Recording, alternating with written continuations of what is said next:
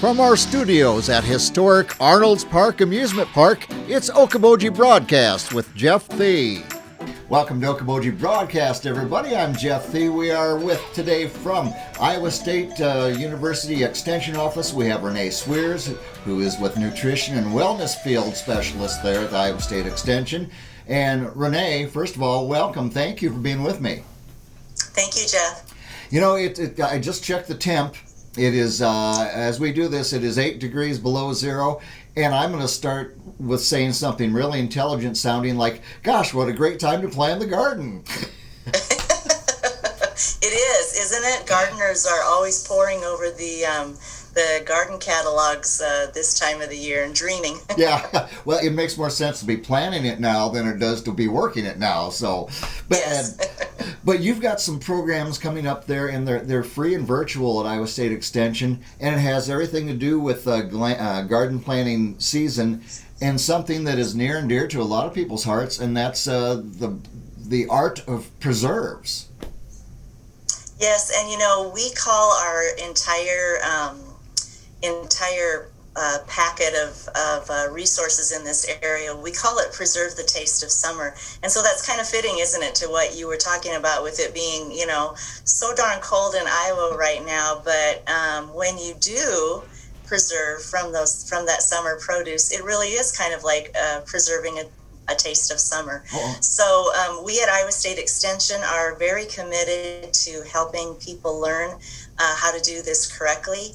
And of course, a lot of that is because of the food safety aspects of it, but also because it is something that can contribute to people's health. Gardening can, eating healthy from your own home preserved produce can. So we're very committed to providing resources to anyone out there on how to do safe home food preservation. Yeah, and you know, and it's something.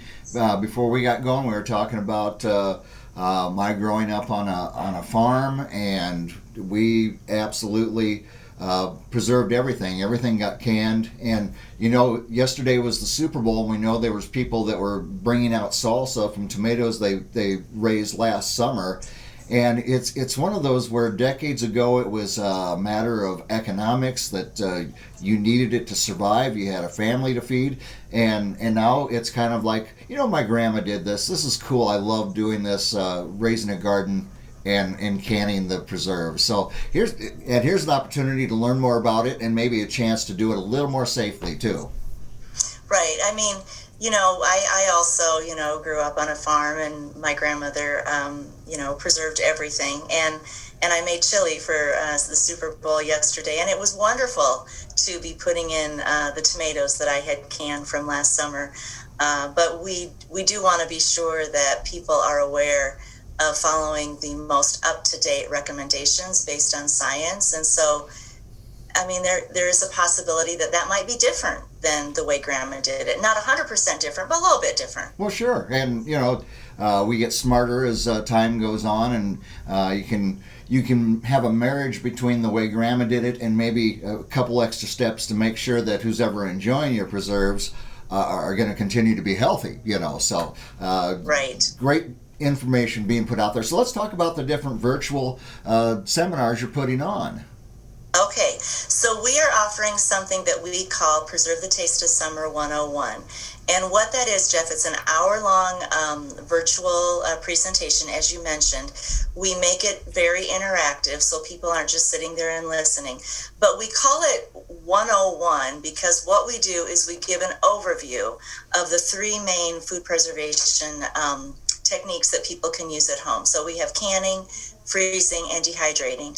We do spend, you know, probably the bulk of the time, or at least half of the time, on canning, I would say, just because that's where the biggest food safety concerns are. Right. With dehydrating and with freezing, it's not as much the food safety concerns as it's just, you know, sharing the correct way to do it so that the quality will be best. And so those Preserve the Taste of Summer 101 courses actually start in February and run through May. Okay, so is this something, I think I mentioned before, it is free through Iowa State Extension. Is it something you have to register for then, Renee? Yes, you do need to register. And so if you Well, okay, so first of all, if you're not really sure how to register, just call your local county extension office and they can guide you to how to register online. But it is an online registration, and so if you go to the Iowa State University Extension and Outreach page, and of course, you can kind of click and follow a bunch of links, but uh, also, if you just type in Preserve the Taste of Summer 101, or we often abbreviate it PTTS 101, okay, you would get to that link. But again, contact your local county extension office if you're not sure how to register for that. Yeah, and I love the safety aspect of this, Renee, in the sense that you've gone through the and it's work to raise your tomatoes or peppers, whatever it is you're raising. And then you go through the effort and time to can things, freeze things, whatever it may be. You want to make sure it's done correctly, and you think, well, this is the way Grandma used to do it, and I'm getting to that age where I don't trust my memory entirely. So, it's better. Maybe I should follow the directions, and maybe a great seminar like this one being followed. Oh, yeah, my memory wasn't as sharp as I thought. Well, and people these days, it's kind of trendy to be creative in the kitchen and, use trendier techniques and so on and so forth. And that's great if you're cooking. It's fine if you're cooking, yeah, right? But when you're doing home food preservation, and particularly canning, because with canning, you're removing the oxygen from that environment, right, or at least significantly reducing it. And that really changes the microbial picture in that jar when you remove the oxygen. And so, there are some real concerns that happen when people do that, and if they do it incorrectly. So learning how to do it correctly is very important. And as you mentioned, it also yields the best quality product. Yeah, indeed. Now, we were reminiscing a little bit before we got started, and we were, some of the oddest things that, like we said, they canned everything. If it came up out of the ground, it's like, well, we better can that. And we were talking about watermelon rind pickles, but and when you brought that up, I thought of my aunt right away, and they were delicious, and we looked forward to them. But it's some of those things in making your cucumbers either sweet pickles or whatever it may be, or there's such a fun. It's almost an artistry, a tapestry of. What could I do with, what can I bring and preserve for next year through this? Yes, and there are a lot of tested recipes, and that's our biggest thing, is that people need to use recipes that have been reliably tested. Yeah. There are a lot of tested recipes that are not just, basic canning tomatoes, canning green beans, and canning dill pickles. So there is leeway that people have, but the leeway involves finding the tested recipes for that product that they want. My grandma always pickled crab apples. Oh, yes. And so I grew up, with that being kind of like a side accompaniment at many meals. But now the notion of it seems a little odd. Yeah, I can always remember trying to be quiet to pop that lid so nobody would hear me doing it, and I can get the first ones out of there. Hey, are like jams, and is that a tougher thing to preserve? Now, that's something I don't think my family did a lot of. I know that we had family members who did. Is that a tougher process of making your jellies and your jams and your preserves? Actually, jams is probably one of the easiest things to preserve. Okay. Jelly is also fairly easy, but jelly is made just from the juices, so there's that extra step of straining the juices, or straining the pulp out, so that you are just making it from juice. And so we do offer, when we're not in a pandemic, we offer hands-on workshops where people can come, and we do a workshop on jam making. We do a workshop on salsa making. We do one on pickling. We do one on pressure canning. We're a little hesitant right now to say, yes, we'll be able to do those this summer.